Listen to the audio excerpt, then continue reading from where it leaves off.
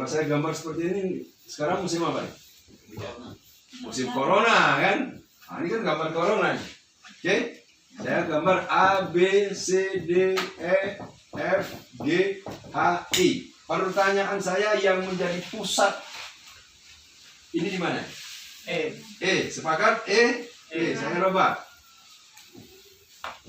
Yang jadi pusatnya yang mana? C. Saya rubah lagi. Sekali aja. Yang jadi pusatnya yang mana? I. Ini mau saya bolak-balik sekalipun sampai kiamat, tetap saja yang tengah adalah pusat. Maksud saya Bapak Ibu, ini saya gambarkan yang kita alami scam itu tadi, ini karena semua konsep bisnis tersebut terpusatkan seperti ini. Nah, kok bisa? Ini kadang ya kesalahan kita, kantornya di mana Pak? Justru yang ada kantornya itu loh yang scam itu. Contoh satu, ketika kantornya ini terlalu berat membayar beban sistem, betul? Kan pusatnya nih yang menanggung beban, walaupun ada kantornya, scam nggak? Nggak kuat bayar lagi gitu loh. Contoh apa? Yang resmi saja lah. Saya ambil contoh yang resmi, Jiwasraya. Kurang gimana lagi kantornya? Scam nggak? Scam. Kedua, ketika di pusatnya ini owner, terganjal ini dulu, regulasi. Apa maksudnya? Dirilis sama OJK. Kemudian aplikasinya ditutup sama Kominfo, webnya ditutup sama Kominfo. Kemudian apa lagi? Tidak jelas legalitas yang lain, akhirnya ditutup sama OJK. Ya mau nggak mau perusahaan itu tutup. Sementara kita sudah ngajak tetangga kita untuk masuk dalam investasi tersebut. Scam kan? Yang ketiga apa lagi? Owner. Apa itu owner? Pemilik perusahaan. Ya. Apalagi atau disebut dengan developer atau kreator. Ya. Ketika owner dan developer atau tim manajemen ini tidak amanah, uangnya dibawa minggat, scam nggak? Scam. Iya, uang kita semua dibawa minggat. Saya baru saja selama ini, belum lama ini, sekitar 3-4 bulan yang lalu, justru saya menjadi 001 Indonesia, founder nasional. Sayangnya kurang dekat apa saya dengan ownernya lah. Ownernya ini loh kurang aja. Duit member se-Indonesia dibawa minggat. Kan masalah kan? Walaupun saya 001. Ternyata masih saya di tempat yang salah. Akhirnya sekarang kan begini. Yang keempat apalagi ya termasuk maintenance server ya. Karena kebanyakan member kemudian servernya nggak kuat. Jadi kena hacker termasuk ya. Kena hacker atau kena retas. Nah, inilah menjadi penyebab sebuah konsep bisnis yang terpusatkan seperti ini, ujung-ujungnya juga akan scam.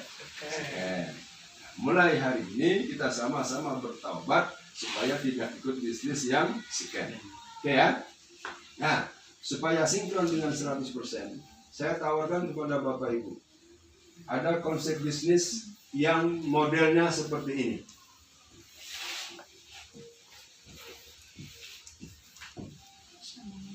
Kalau boleh saya tanya, ini pusatnya ada di mana? Kalau seperti ini? Di mana-mana. Ada nggak pusatnya? Nggak ada pusatnya kan? Nggak ada pusatnya. Ibarat ini sebuah usaha, maka usaha ini tidak ada pusatnya. Apa yang bisa Pak usaha tanpa ada pusat? Saya ambil contoh yang real berada sekitar kita. Ibu kenal dengan barang ini? Sangat. Cabai, kenal ya? Iya. Nah, saya ambil contoh cabai. Ada nggak orang jual cabai di pasar Palas? Ya. Di pasar Kalianda? Semua. Di pasar Teluk? Semua pasar ada. Coba Ibu sekali-sekali tanya, Pak, Bu, kantornya cabai ini di mana? Nggak ada. Nggak ada kan? Nggak ada kantor. Terus Ibu ngomong, kalau nggak ada kantornya berarti nggak sah Bu jual cabai ini.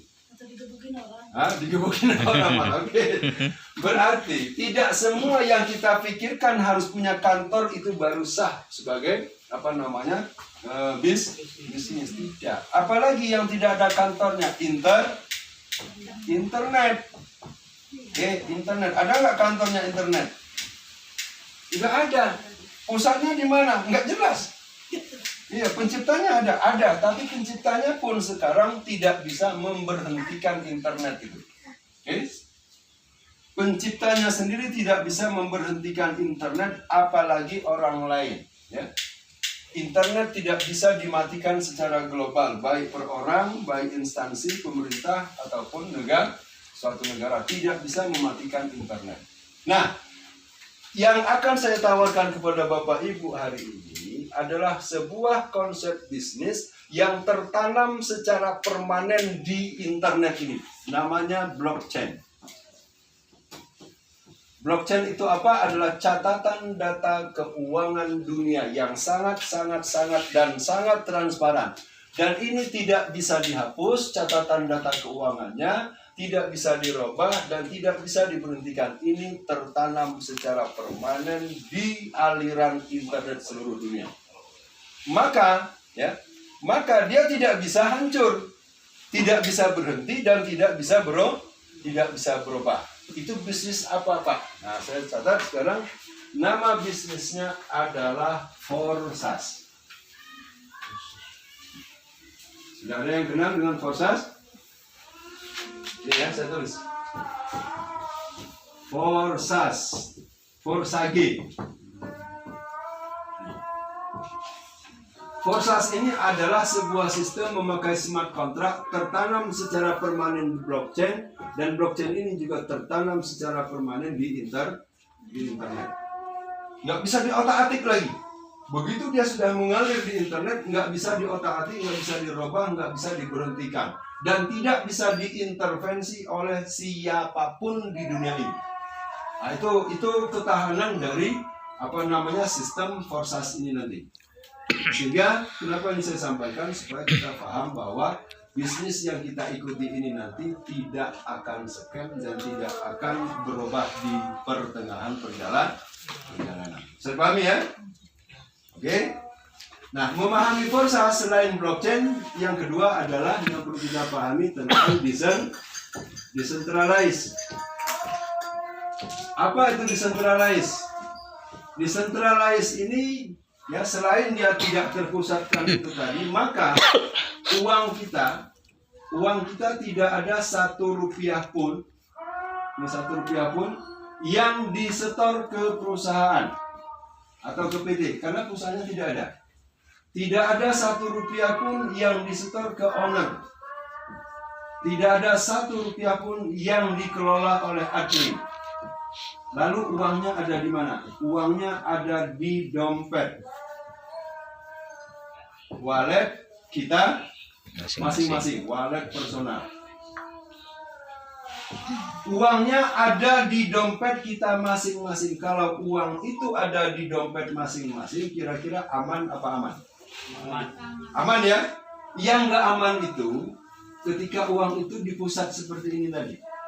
Uangnya dibawa minggat, uangnya dipakai trading, uangnya dirampok, atau uangnya dibom, pusatnya dibom. Tidak, tapi kalau uangnya ada di dompet masing-masing, paling yang kena copet saya sendiri.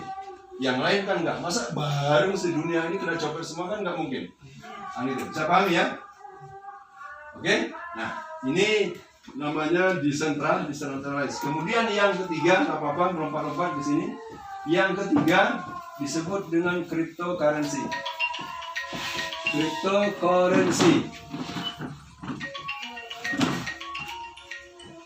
Siapa yang pernah dengar cryptocurrency, Bapak Ibu?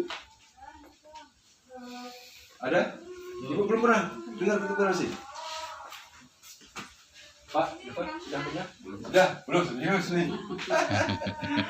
Jadi cryptocurrency ini adalah jenis mata uang ya, tapi mata uangnya global ya.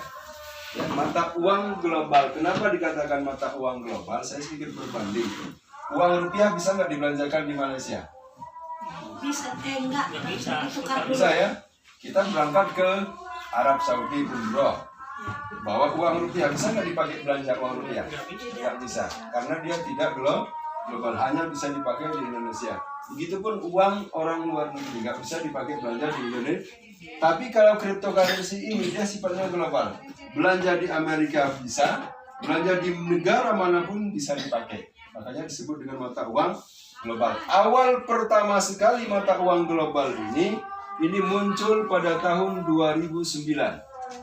Oke. Namanya Bitcoin.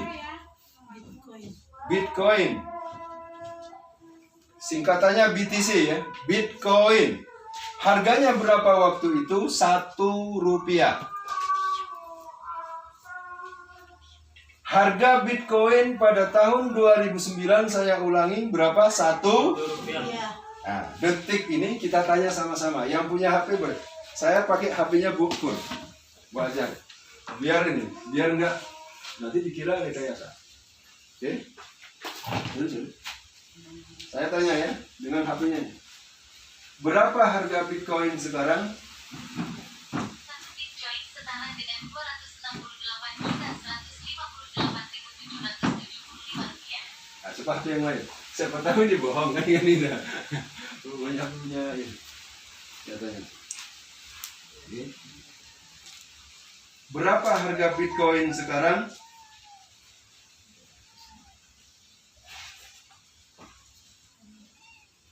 Ini dia pakai web.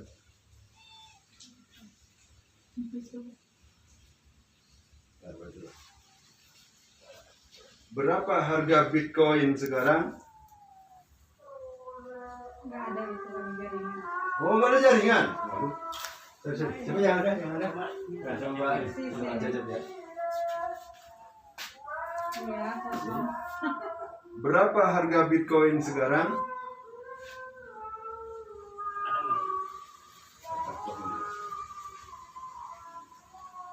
Dia menjawabnya pakai ini, 268.158.775 rupiah. Ada yang mau jawab pakai Mbak Map, ada yang jawab pakai web ya. Coba kita hitung dari 1 rupiah ke 268 juta. 7? 158.775. 158.775. Ampuh nggak kenaikannya itu? Ampun. Dari 1 rupiah naik ke 268 juta. Yang saya ceritakan tadi, 2014 saya diajak sama orang Bandung mampir ke Martapura, saya ke Danau Ranau ya, ke Banting Agung, pulangnya saya mampir ke Muara II ke rumahnya Pak Rohim. Harganya belum 1 juta. Tapi kita ini cuek waktu itu, nggak ngeh gitu Pak. Coba kalau ngeh gitu ya, mencoba kepo, kemudian penasaran, terus belajar gitu. Mungkin kami nggak ketemu lagi itu masalahnya kan, karena dia sudah kaya, saya sudah kaya kan gitu. Nah, berhubung sama-sama nggak ngerti teknologi, akhirnya sekarang sudah ketemu dengan harga 268 juta, sama-sama tidak punya Bitcoin. Oke? Kira-kira mau nggak kedepannya Bapak Ibu punya Bitcoin? Punya simpenannya? Mau dong. Mau ya? Mau. Bener. Dan Bitcoin ini tidak pernah scam. Dari tahun 2009 sampai hari ini tidak pernah kena hacker. Tidak pernah kena retas. Ya.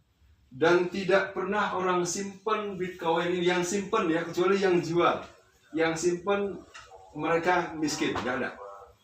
Kaya raya Pak. Saya punya teman Anwar Muhammad Hasan, orang orang Aceh. Dia punya 5.000, sama di tahun 2014-2015 punya 5.000 Bitcoin. Kalikan hari ini kalau dia jual hari ini. Berapa? 5.000 dikali 268 juta. Kaya raya ya. Sekian lah nggak gitu. Iya. 2009 siapa yang nggak punya uang 1.000? Ada nggak? Nyimpen Banyak uang lah. 1.000 rupiah. Semua punya lah ya uang 1.000. Punya 1.000. Nah, dibelikan Bitcoin harganya 1 rupiah, punya 1.000 Bitcoin. Jual hari ini. Nggak bingung. Oke. Nah, ini kita break sebentar lagi azan.